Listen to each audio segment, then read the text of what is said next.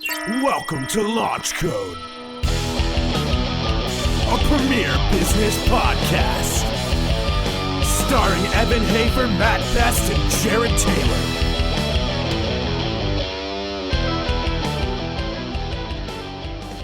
On this episode of Launch Code, we sit down with John Wilson, the president of Cortland Line. He's got a really interesting history. He grew up as a farm kid, transitioned over to a fly fishing guide and then an international competitive angler. Then he went into the banking and M&A divisions for a little while. Then he took over Cortland Line. So super interesting episode. Very thankful to sit down. Welcome to the Launch Code podcast. Well, John, thanks a lot for being on Launch Code. I appreciate it. You got Baker Leavitt and myself with you. So everyone, this is John Wilson. He's the president of Cortland Lines. Very thankful to have you on the show today. Welcome to Launch Code. Glad to be here. So Cortland, New York. You're going to have to explain to our audience Cortland Lines and their connection to Cortland, New York. I think that would be the first place we should start.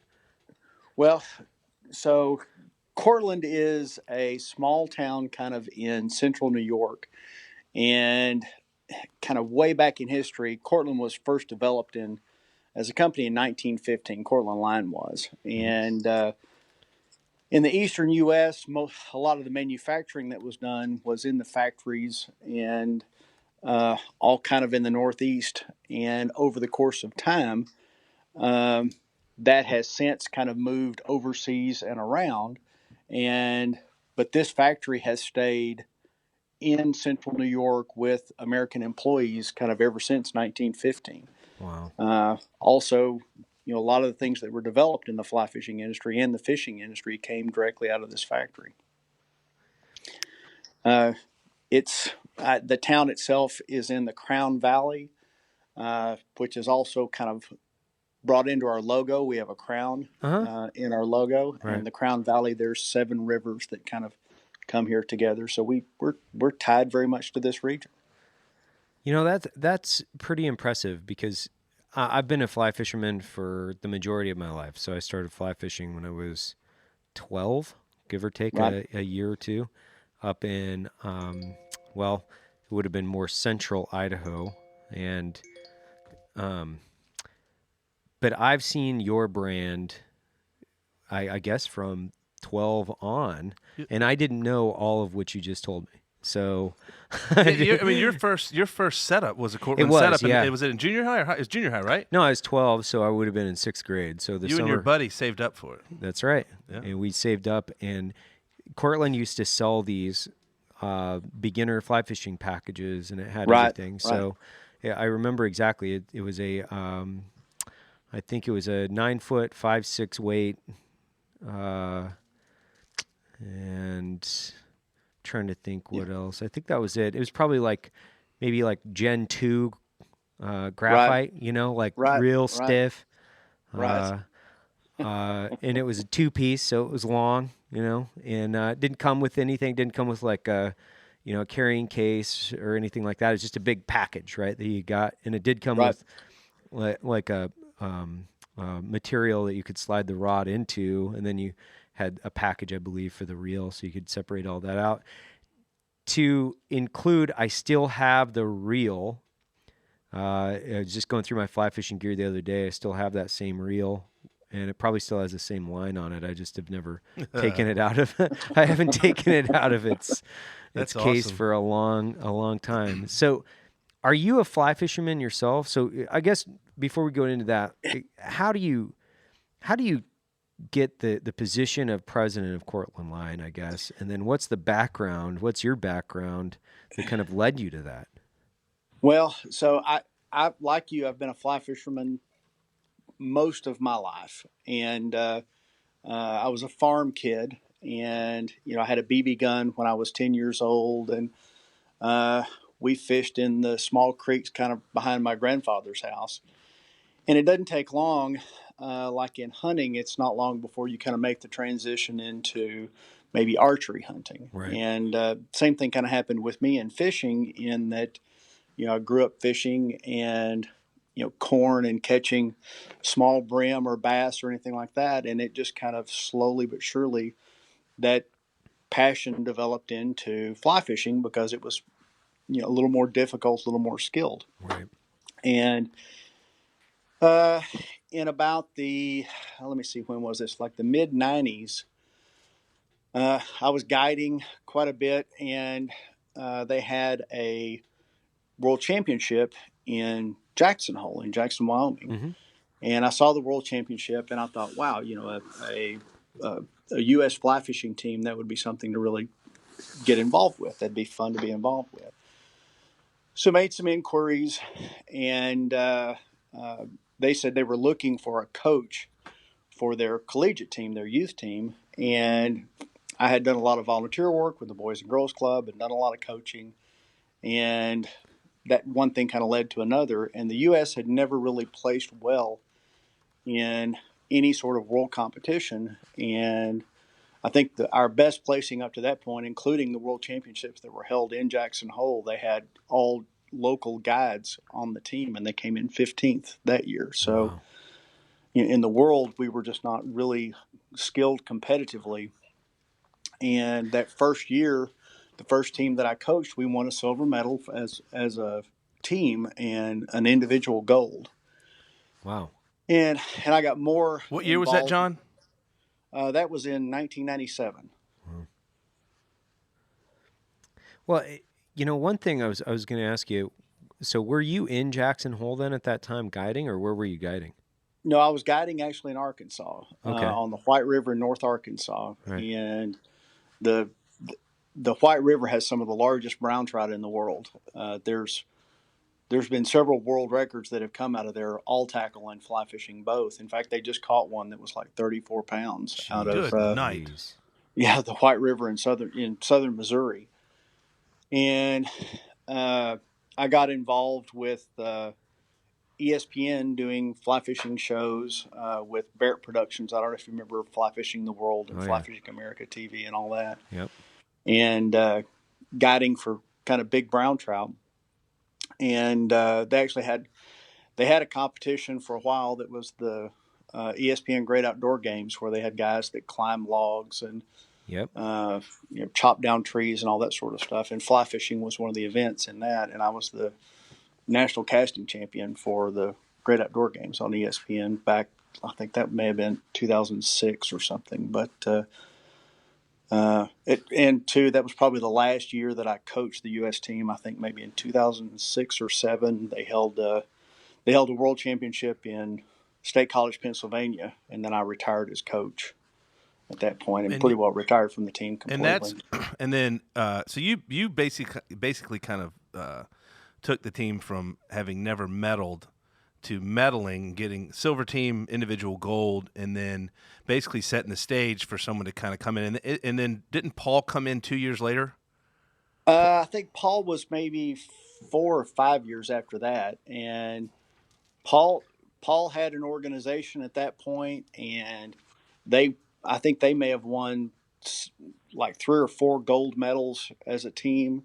And, under Paul, they really developed a dynasty. Yeah. And, we developed a 501c3 so that it could kind of help fund some of the athletes and their travels and their training.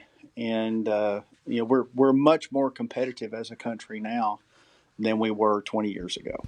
And quite frankly, the techniques and all that are used, well, for one thing, a lot of your competitions are in Europe, and probably the most common sport fish on fly is a European grayling. And there are very few people in the United States who have caught European grayling, and they're a completely different kind of fish.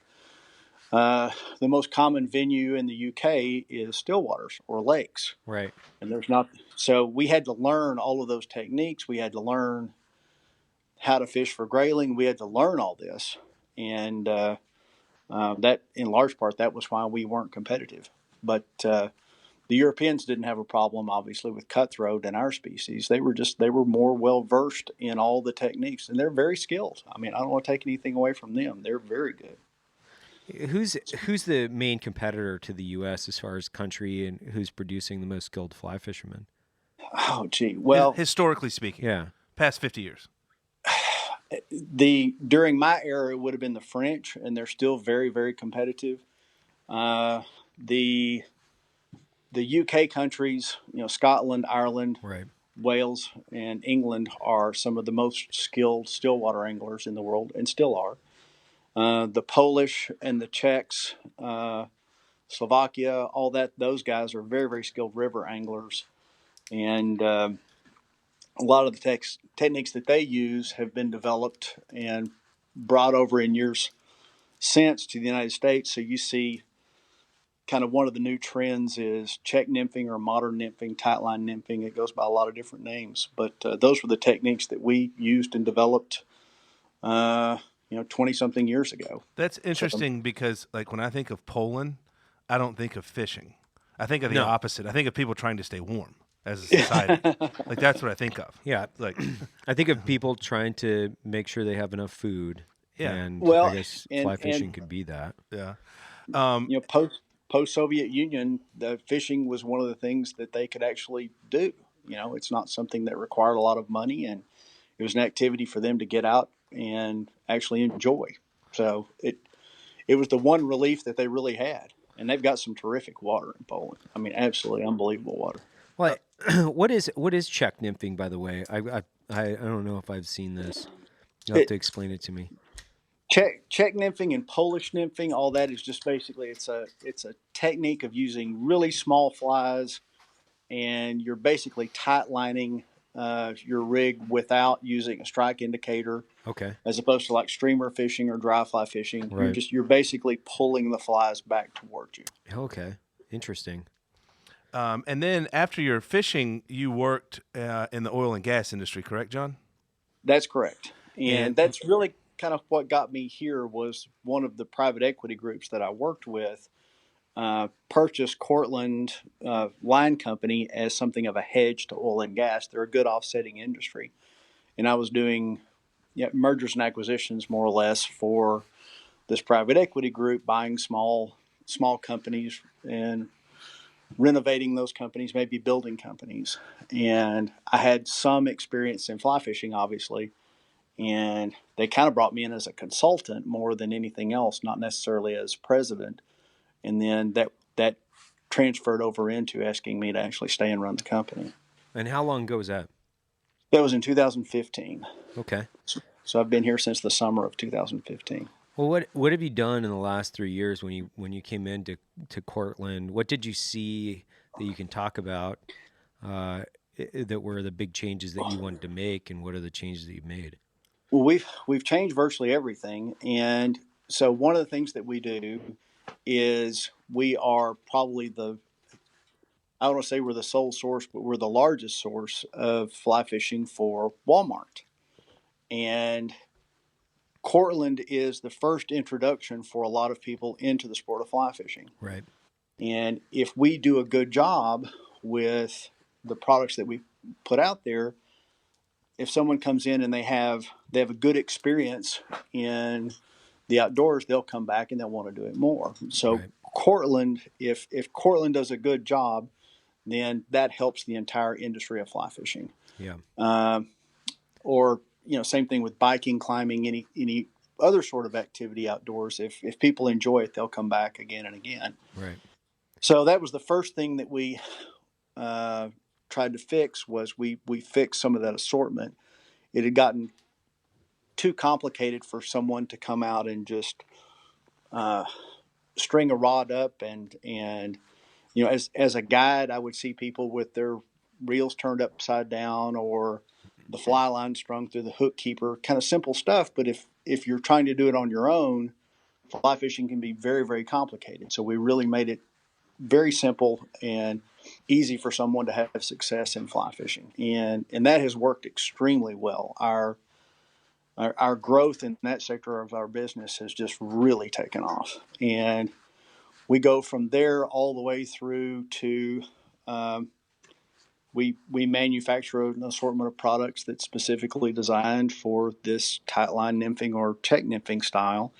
And it's used by the top anglers all over the world. Wow. And, world champions, multiple time world champions. We developed a a line of fluorocarbon that's no question the best in the world. So we basically, from the absolute beginner all the way to the most competitive anglers in the world, are using our stuff. Well, and I would imagine a company with this legacy, what is, if my math is 104 years. Yeah, my math is correct. It's 104 years. Like, that's an institution. So how do you, you come in as the president of a company like that? What are because I would imagine that's twofold. You've got and I'm just looking at it from the outside, thinking of it. And so you tell me how close I am. You've got an incredible legacy brand that's an institution in American fly fishing. You have this introduction to fly fishing from I would say probably most of the fly fishing anglers in the United States are introduced through Cortland. But then there's a perception of quality once you get to an advanced angler. Is that a fair assessment as far as where you are coming into the company?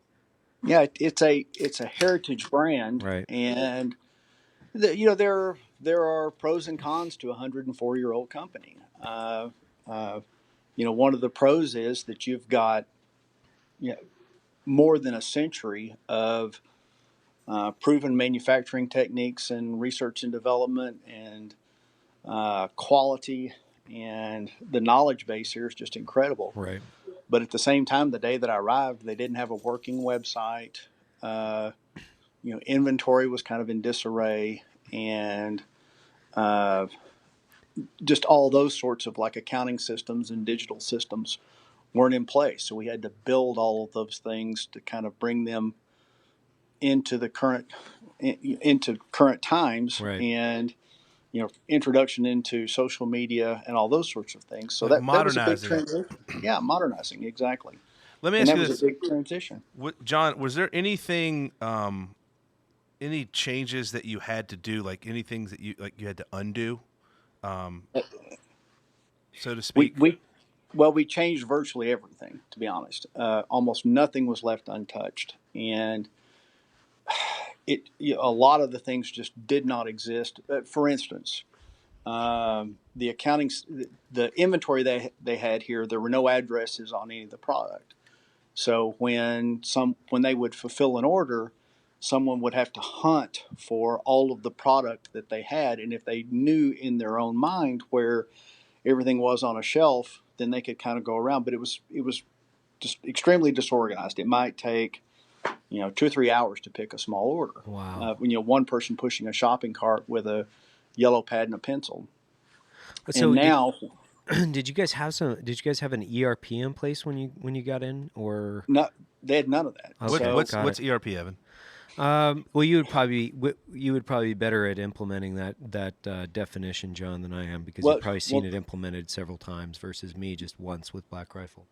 Well, now what we've done is when an order comes in, it's addressed automatically, and all the products, all of the inventory has its own address. So our inventory control systems programs, that piece of inventory comes automatically out of the inventory system. It gives us reorder points, all that sort of minimum. And when someone picks an order, it goes 1, 2, 3, 4, 5, or alphabetically, some sort of geographic mapping where people can walk through, and it's a much more organized system. So things that took 3 hours now take maybe 10 minutes to get done. Yeah. So to layer onto that, I'm just now implementing an ERP with Black Rifle, which we'll have done by the end of this year. So before, you're managing your inventory largely manual. It's a manual process through. It's very spreadsheet heavy, we'll call it. Right. And then you're tying your divisions through the connectivity of the information is typically through spreadsheets. But when you want to tie your inventory and finance, specifically because we're doing, we're going through audits, and then the process to try to take the company public, we've got to have very tight controls as to our finance has to know exactly how much inventory we have pretty much Right. at all times. Then when you want to close your books every month and balance your sheets, you really have to tie all those pieces together, not only from different because you have different places that people are placing orders from. So we have B2B, B2C, or D2C. B2B So- is business to business. B2C is business to consumer. Yeah. For those or listening. direct to consumer. So there's different types of orders. There's inventory in multiple locations. And all of these things have to be organized and balanced in a timely manner. And they have to be accurate. So I just wanted to put it in layman's terms for those who listen. So it's basically like streamlining your order process, but making sure that order fulfillment is talking to finance, who's talking to accounting, and all the systems. Everyone knows what's going on Correct. at one time. Yep. So it's That's an right. automation efficiency process. Yeah. Okay, cool. And we also have procurement and manufacturing kind of thrown in there also. So inventory, there's multiple stages to our inventory where, maybe in your case, maybe it takes 4 or 5 months to get the beans in, and then those beans have to be roasted, and it takes a period of time before those are actually product that's ready to go out the door. Right. And we start with all those items months ahead of time. And the cash for inventory, plus we're a seasonal business as well. So, we have a high season and a low season, and our inventory may balloon up to several $1 million in 1 month, and then the very next month we're almost back down to zero. Right, So Gotcha. that the cash requirements and all that are involved in all that are pretty complicated. And the good side of that, though, isn't dealing with companies like Walmart, who has RFID chips on pallets as well as their own satellites and trucking and everything else. They are tremendous amounts of data where we can go to an individual peg in an individual store and calculate the amount of sales on that peg on any given day throughout the year, and all the variables of weather and economy, the price of gasoline, and all those economic indicators kind of give us forecasting to where that our forecasting is extremely accurate. Yeah, forecasting is a big piece of that for us too. Obviously we've got inventory in different stages, which I don't want to bore everybody in our audience by talking about inventory and supply chain management. But you're right. We might have a green order processing for weeks. Well, that's still a restraint based on capital, right? So how much money have we allocated to beans, not only pre-roast, but then post-roast? So we have post-roasted inventory, pre-roasted inventory. We have roasting inventory, so the inventory that's actually being roasted. So you have 3 different layers. All of that needs to be tracked, especially when you start to reach quantities that are not, when you can't sit in your warehouse and look at the entire process, things get a little bit more complicated. I'm sure. I'm sure it's very complicated for you. And then, but also with Black Rifle, the beans, you've got a perishable product. So correct. You have a perishable product, or one that can go bad. Correct. Or And it's not. It doesn't ever go bad. It's just Less fresh. preferred drink by versus line. I would imagine. Or rods, preferred cast by is not necessarily a date that you have to put on there. Right. I like that. No, but inventory you do have inventory shrinkage, so you don't want to, and you don't want to be carrying excessive inventory for too long either. So, John, what are some of the biggest challenges? Is there any one thing, or mistakes that you've made? All episodes, we try to have a takeaway, and one of the things that I like to talk about is any mistakes you've made or things you would have done differently, or lessons learned in your time there, or anything in previous jobs that you've learned that you carried forward into your time at Cortland, things like that. Probably the largest mistake that Cortland made, and I'm going to put this back years previous. So Cortland has always been a made in America brand, Right? And in the 70s and 80s, when new and improved and the internet, when all that kind of became in vogue, Cortland kind of rushed quickly towards getting away from their brand, getting away from their heritage. No, this is all technology, and we're the brand of the future kind of thing. Right. And then when it became in vogue to the fashion was to send things to China, send things overseas, and you can get it manufactured a lot cheaper. And the the people managing the company at that time, they were like, why would I buy a spool of, if it costs $1 for us to make it here in our factory, but we could do it for a nickel in China. It makes better sense to do it for a nickel in China. Right. And customers very quickly, because of the quality of the product that Cortland sent out, they left the brand. And you have to provide product that customers need and want, or you won't have customers. Regardless of the price that you put out there, you have to put your best foot forward. And that's really kind of part of what a Made in America is doing the absolute best that you can every single time that you put it out there, or it's not worth doing. And we've gotten back to our tradition in producing the best possible products that we can, or we don't sell it. And it's taken some time to kind of readjust our product assortment back to that demand for quality, the demand of doing our absolute best job. And we reduced a lot of the products that we sold. We went from maybe 6,800 SKUs down to around 1,000 SKUs in my first year here. And Wow. so we reduced our inventory tremendously. We pushed a bunch of it, just took a bulldozer, pushed it into the dumpster and said, we're not selling this. Wow. And got back to our roots. And that's probably been the biggest challenge that I've had since we've been here. So, and I, quite honestly, I'd like to see more companies do that. And I love the brand that you guys have. It's, you have values that are American values, and you do the absolute best that you can with what you have to work with, and you're proud of what you do. And that's what we want to do here also. That's interesting you mentioned that. One of the things about when I started hanging out with these guys and, looking at retail and stuff, and Evan's, just so controlling with freshness, best Right. consumed by date. And when you think about, when you and I became friends, you mentioned, large scale retail. And I said, in theory, it sounds fantastic. I said, but the last thing that Evan would ever want to see is like a bag of Black Rifle sitting on a shelf in a grocery store in Iowa. It's been there for, a month and a half, and the bag was dusty. Yeah. Right. And the beans weren't fresh. Right. And I think that Evan and Black Rifle could, increase sales tremendously if they went wide scale retail distribution. But Right. that Evan would lose control of the branding, the marketing, and the customer experience, which, like you said, to echo making it in China for cheaper. Well, you'd make more money, but you're not putting as good a product out there.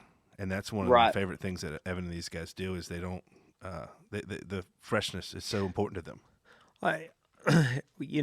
One of the things that I was wondering, as a guy that has been fly fishing the majority of my life, and I built a few rods, a handful of rods, especially in my teens. I took a fly fishing or a fly rod building course way back, probably when I was 14 or 15. Have you guys seen? Has there been an increase in fly fishermen? Has the fly fishing market, has it gone down, gone up, stayed relatively stable? What have you guys seen as far as the size of the market? Yeah, the recruitment rate, has it increased? No, well, for us, it has remained stable or grown. But industry wide, all outdoor industries or all outdoor activities in general, there's been a pretty significant decline. And kind of one of the things that we say here is that our competitors are not other fishing companies. Our competitors are the iPhone and Xbox. Right. And, when I was a kid, I was never inside. I was outside shooting a basketball or throwing a football or, had my tackle box and my little spinning rod. And I was outdoors all the time. Of course, I was a farm kid. I fed cattle and did all that kind of stuff. So my upbringing was pretty simple. And life is a little more complicated for kids these days. But now what they're subjected to is, social media and all the trappings of that, and they're Their friends are all virtual friends. Right. Their experiences are all virtual experiences, and they don't, they hardly get out of the house. I know my youngest son didn't get his driver's license until he was 18, and then only because he was absolutely made to. But I started driving.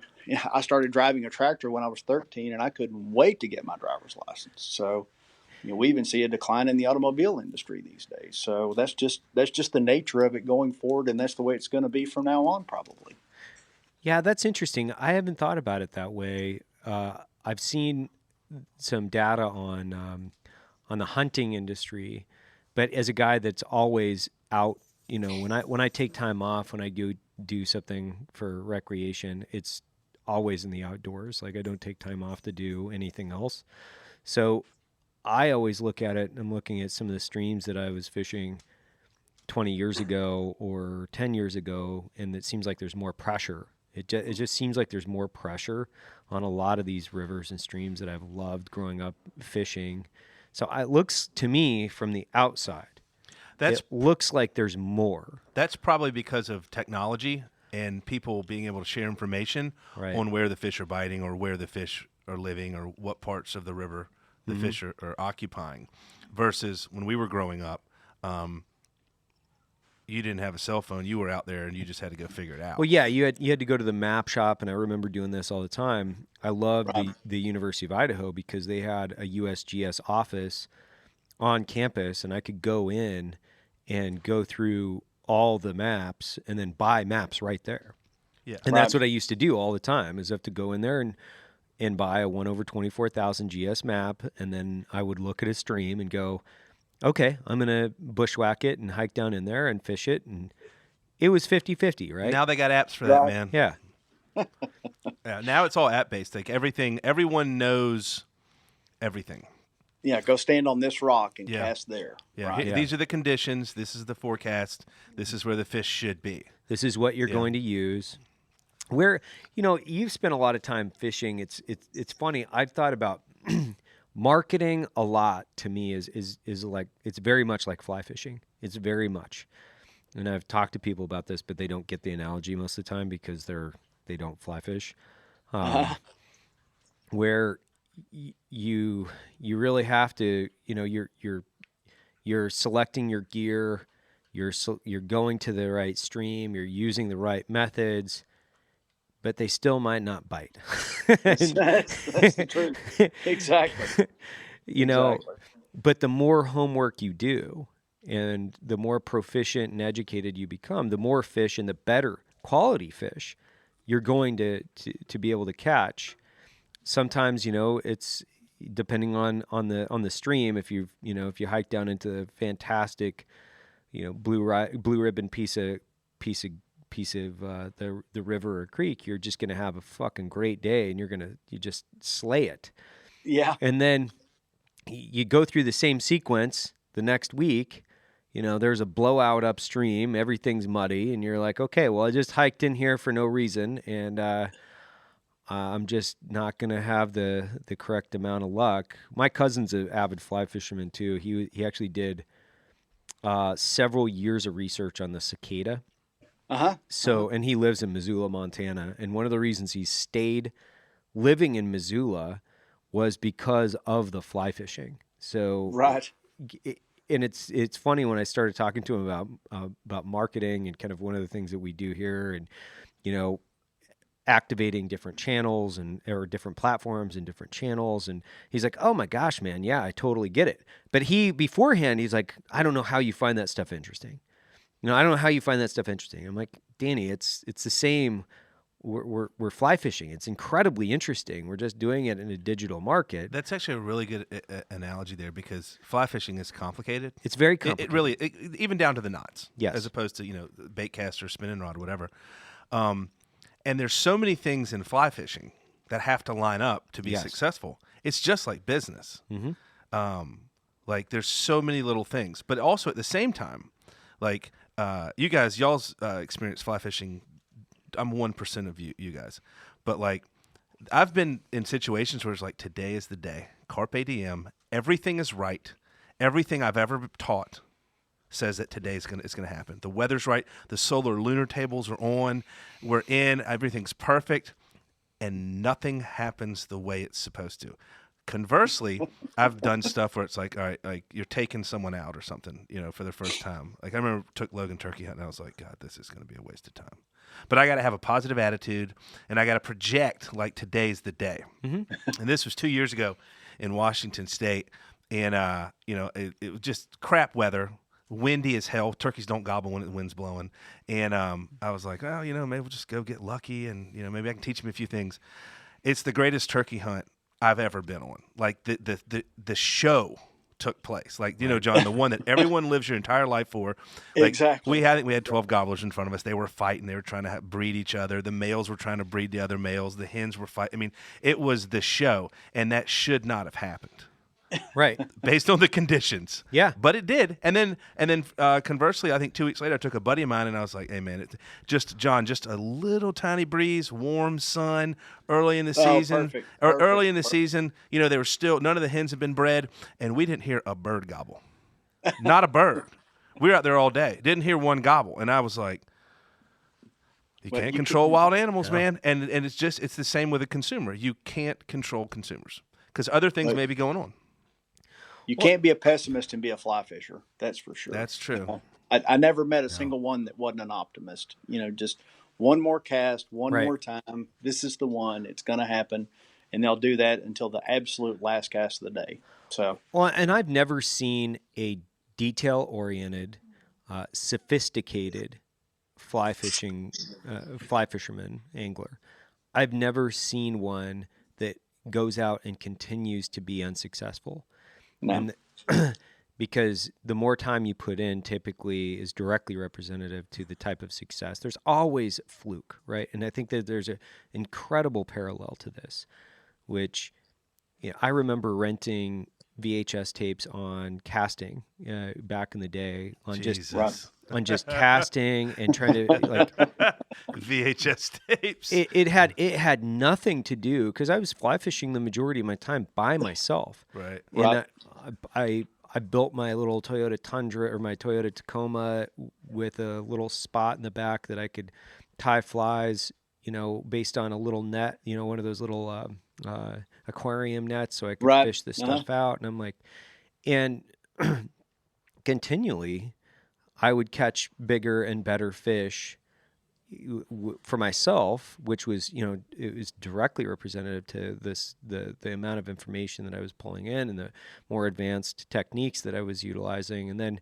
you get better equipment. You just get better. It becomes more fun. It really does. It just becomes more fun.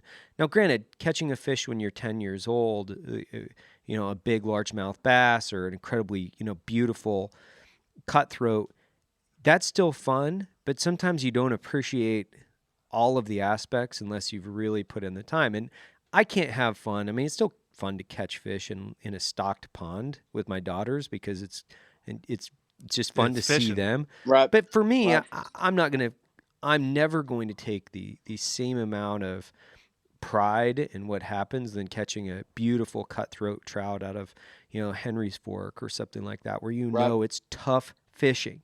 You got to have your game. You got to have your stuff wired tight for yourself to be successful.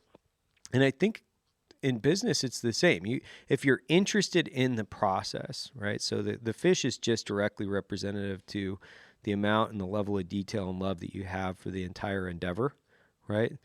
Yep. It's not the fish, right? If you're just after the trophy and everything else is kind of a beast of burden to get you there, I don't know. I don't know how successful those guys are. It also goes back to we did another interview recently where you were talking about a system. What's it called? AMRAP, AMPOT. What is it? Where you focus on the basics and OODA loop. And the more you fish, the more you practice and all that stuff, the better you get. Because when I'm out, I was out Saturday fishing a stocked pond inside of a high fence, right? Which was guaranteeing success. Yeah, first for sure. Right. First 9 casts, I caught 8 Yeah. fish. But like focusing on the basics and how to fish and cast and all that, as opposed to, all right, damn it, I lost another tippet. I just lost another popper because I got 4-pound test tippet on and these bass are chewing it up. And it's like, man, I got to tie a knot now. Let me see if I remember how this works. Let me pull up my YouTube on my phone. Yeah. So like the basics of business, it's like once you master the basics of things, you can focus on what's really important, which is going out and fishing, is casting and catching fish, as opposed to, dang it, I got to figure out how to tie this knot. I should have practiced this more at home, And it's the small details that can make all the difference in the world. Having the wrong wind while you're hunting, or just the wrong color or the wrong size when you're fly fishing. And sometimes, in social media, just, something odd about an image like this, small little insignificant sort of detail can make all the difference sometimes. Yep. There are a lot of parallels. And one of the main ones is if what you're doing isn't working, change something. Right. That's what Evan says. You can change a plan as fast as you can change your underwear. Yeah, exactly. Yeah, I don't get out as much as I really love the sport. I actually don't get out as much as I like it. How much time are you spending fly fishing now? Not a lot. Really? Well, for one thing, I'm looking at 8 feet of snow outside my window. Right. For one thing. Right. So anything that I do now is going to be, some sort of destination thing, and that takes a little more time and planning than it used to. And when I was guiding, I didn't fish that much. I watched other people fish all day long. So, but it's still an outdoor experience. And, one of the things I really enjoy now is catching billfish on fly. I mean, I really enjoy doing that. And saltwater fishing. I've been such a freshwater fisherman my entire life that the saltwater stuff and all the new species and all the new challenges, once you do eventually get to the point where catching a brown trout is not as interesting as it used to be. Not that it's easy, not that it's ever easy, but it's just not as large of a challenge as it used to be. So, the sport of fly fishing, there's always some sort of new concept or new technique or new species, new destination. There's always something new to kind of keep things interesting. Speaking of bill fishing, your father, Bill Wilson, his father, recently, within 3 weeks ago, caught the world record marlin on a fly. Yep. 283-pound. Was it a blue? It was blue marlin. Wow. Black marlin. Where was that at? In Panama, and he released it. He didn't kill it. And part of the IGFA regulations is an official weight has to be done from dry land. It has to be stable. Right. So it'd be very difficult to get an accurate weight on a fish that's while a boat is bobbing up and down. Right. And so they had the fish out, and it was between 280 and 300 pounds.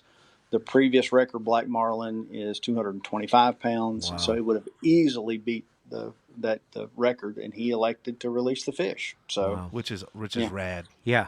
Yeah. That's kind of the mark of a sportsman. It was well, imagine you've been fishing and hunting your whole life, and it's what you do. Yeah. That's how you. It's how you. How old's your dad? 76. 76 years old. Guy's been recreating outdoors probably since he was a teenager. Right. And has the ability to claim the world record black marlin on a fly. Yeah. Yep. In the grand scheme of things, a 283-pound black marlin, that's no big deal. On a fly, it's the world record. And all he's got to do is put that fish in the boat, drive it into land, and weigh it, kill the fish. It's done. And he's got a world record by 60 pounds. Yeah. And he elects to, I don't need that. What the hell's a world record mean to me? Cuts it loose right there at the boat. That's freaking unbelievable. That's awesome. Isn't that? I mean, that's awesome. That's what it's all about as far as I'm concerned. I mean, it's like, the guy's accomplished so much in his life, and he elects like, I need a stupid ass piece of paper. I got a shitty flip phone video that I'll have John send to Baker, and he'll tweet it for us. But no, it's fantastic, man. That's awesome. Where do you see Cortland now, as far as what are the next evolutions of the business coming? Well, the industry itself is troubled, and Cortland is kind of uniquely positioned to bring people back into the outdoor experience. Right. And younger people kind of coming up are more into an experience. They want they want a selfie standing on Everest, or Right. a selfie, hang gliding or jumping out of an airplane. And it may be something that they don't do for a lifetime, but people want some sort of an experience. And Cortland has the ability to deliver that experience, and some small portion of those people will develop the lifestyle. Right. And we have to do a good job of giving people an outdoor experience that is positive and that they'll remember. And boy, if Cortland doesn't do a good job at doing that, we could lose an entire generation and or Right. possibly an outdoor legacy forever. Yeah. So that's our biggest challenge going forward, and we take that responsibility very seriously. So the Amen. last thing we want to have is a line break, or someone lose a fish of a lifetime, or a rod break. Right. So we have to be very careful about the quality and the products that we put out there.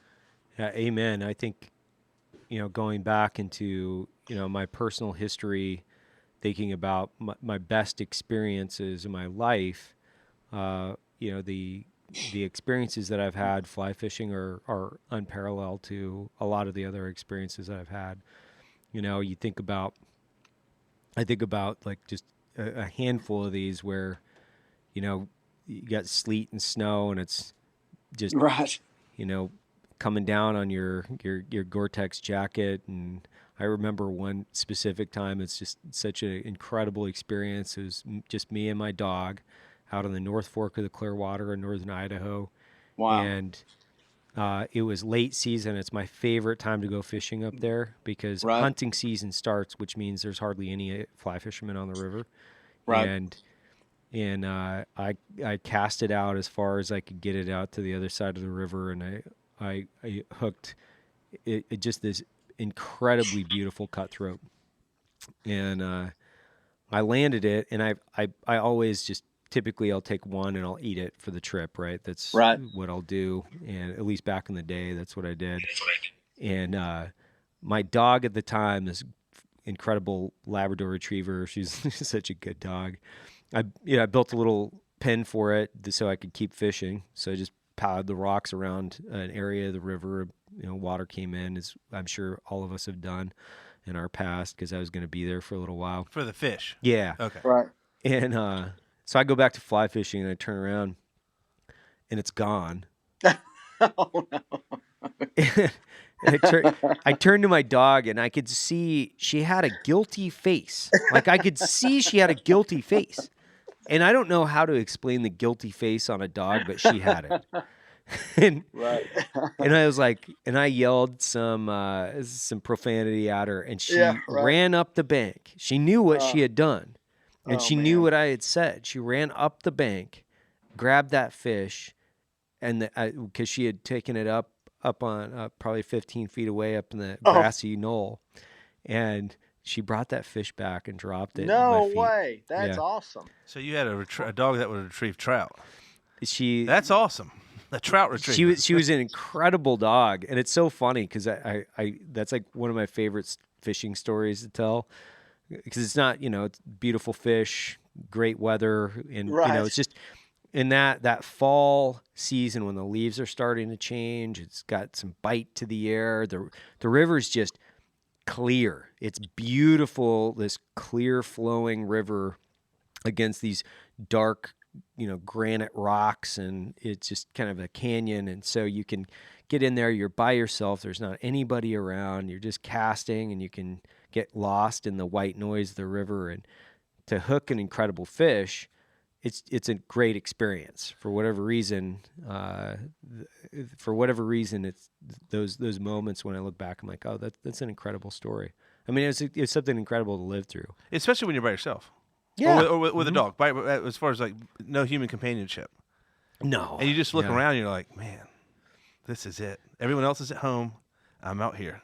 I like fly fishing rivers like that by myself, because I will people get impatient in different locations, and then you're trying to work around the cadence to another fisherman. And regardless of how good you get along, you're typically going to split up, and one person's going to go down or up the river. And It's a solitary sport. No Yeah. doubt.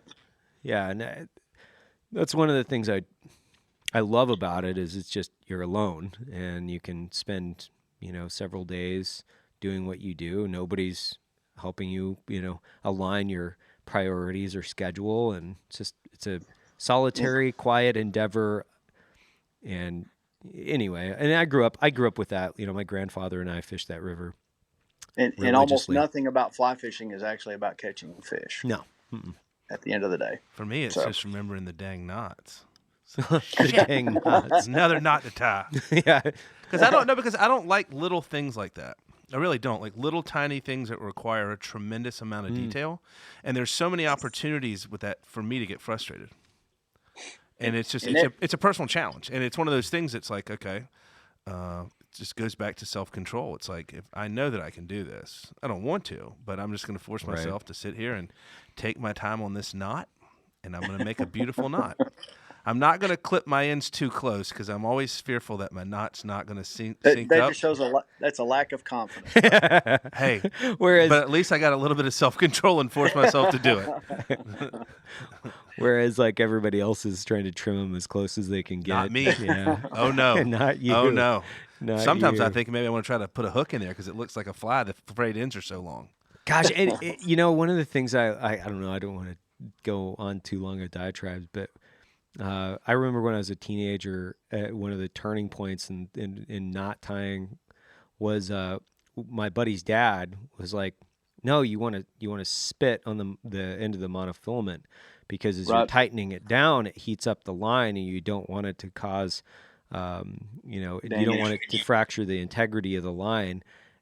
And it like blew my mind. I was like, "This is incredible! You're right.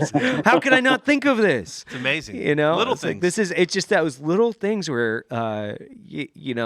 fly fishing and the attention to detail. I can honestly say it's been one of the things I've continued to come back to in my life and think about in other aspects of my life where it's emphasized and made me actually better at different things. You taught me about the saliva on the knot on the middle fork of the salmon.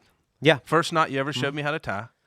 I was like, what are you doing? You're like licking and sucking all on this knot. I was like, what are you doing, man?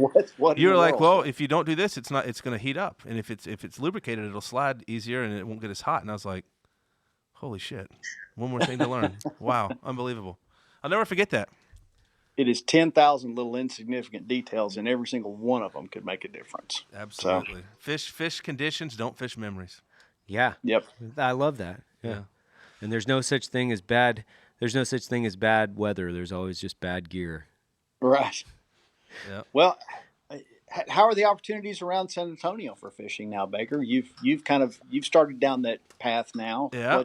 Well, we got Guadalupe bass. Right. We've got some spots over there in Austin that are good for fly fishing. Black Rifle has a ranch that has the Helotes Creek runs right through the middle of it. Yep. Awesome. I have not pulled anything out of that yet, but I have attempted. I did. I think I'm using the wrong bait. Mm-hmm. And then go out to Hughes's and, kind of learn, how to fish. If you want to talk about someone that looks completely stupid by themselves doing something, and a lot, like you said, you told a story about fishing by yourself for your reasons. I like to fly fish alone for bass because I know that no one can look at me looking like an idiot trying to make poppers work on a fly rod. Right.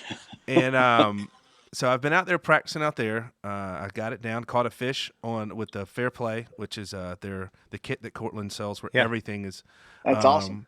And my second cast, which, John, I sent you a photo, I caught a bass. Yeah. Now, the underwater feeder had just gone off, so it was a little there's unfair. an underwater feeder up there? At Hughes' place? Oh, yeah. Hughes. Yeah. Sorry, I was thinking of... So I caught, and so I've got this bass on, and I'm, like, so proud of myself, and I'm so excited.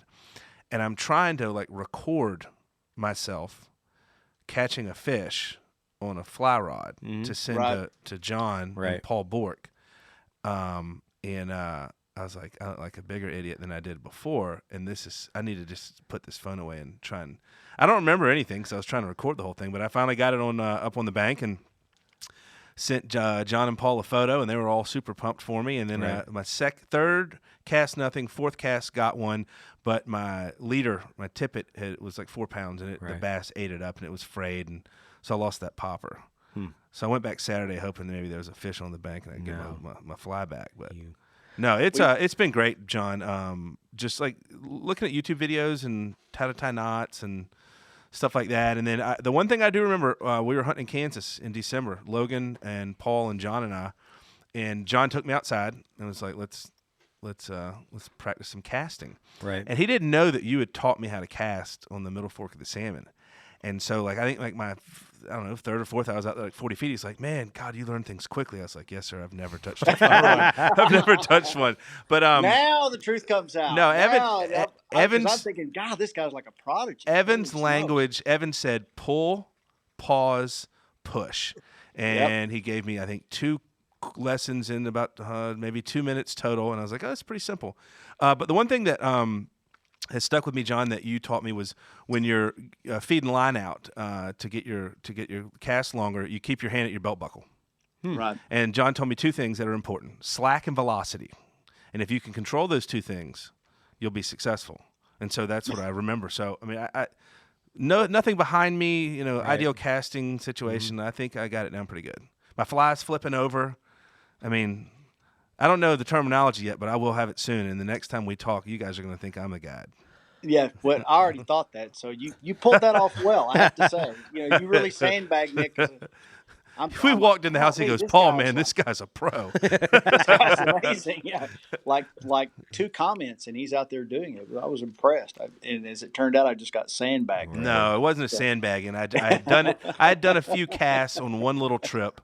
And caught some cutties. A little industry jargon. I call them cutties instead of cutthroat. But well, you're very much a natural athlete, Baker. There's no question about that. Was. Right. Yeah, his lips can move with a high rate of speed like an Olympic sprinter. That is true. Yeah, I could set a record for words. You could. But John, listen, man, we really appreciate you coming on. And thanks for sending us that gear. Really excited about putting some more of that stuff to use. Well, I'm looking forward to fishing with you guys, and really appreciate your fair play challenge video that you did, Baker. That's awesome. Yeah, and it's great. We've got that deal going right now, and anyone that wants to participate in that certainly we'd appreciate anything on that. Yeah. So get you a fair play rod. Yep, it's a full setup. Get your phone, record yourself using a fair play rod to catch whatever fish you can catch. And even you've got like Jocko Lucas and Christian and some of those really big name guys out there doing it too, which is really fascinating. Yeah, Flip Pallet and all those guys. And of course I caught a marlin on the fair play kit. So on an $80 kit you caught a marlin. That's crazy. Yeah, right. Yeah, that's unbelievable. It's awesome. It's a lot of fun. It is. Yeah. Well, yeah, thanks a lot, John. I look forward to next time we meet. We'll actually be fishing together, I think. That's true. That's exactly right. Yeah. And that'll be a fun trip. Can't I am wait to do that. excited to see the results of that. I'm just excited to hear stories. I really am. I'm just excited. I've never done any saltwater fishing, so I mean saltwater fishing with a fly rod. I've never done About it. to be as spoiled as any human being has ever been. So, John, where can people find Cortland Line? Cortlandline.com that's our website, and it has all the information, everything else. Of course, we have Facebook and Instagram, Twitter, all that, all the social media stuff. It's really easy to find us, and there's information and tips on all the products, and information and tips on how to fish, etc., how to cast, and that fair play assortment. If anyone's getting started, it's a very easy assortment to kind of get going with. It has all the it has all the tools that you need. So for basically $100 or less, you can be set up and go and at least try fly fishing for the first time. Yeah, give it a shot. Yep.